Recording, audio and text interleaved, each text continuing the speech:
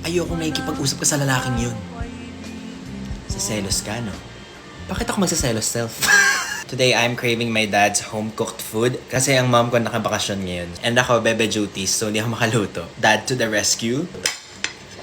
Baka magising. Tofu with scallions, matawag dito. Sweet and spicy pork with bell pepper, lotus, seed? Tama ba? Or lotus root. So, one of my favorites to.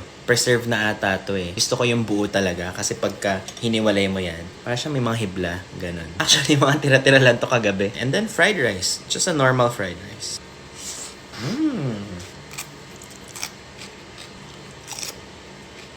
Yung anak ko sobrang sensitive sa sound ng utensil.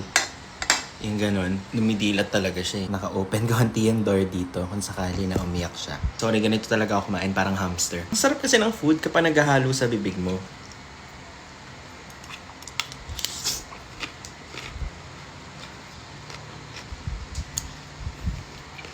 Kasya pa. 我才新年了，你家， Iyak ko. 那个你可能。 Long time no see, yun lang. 再见.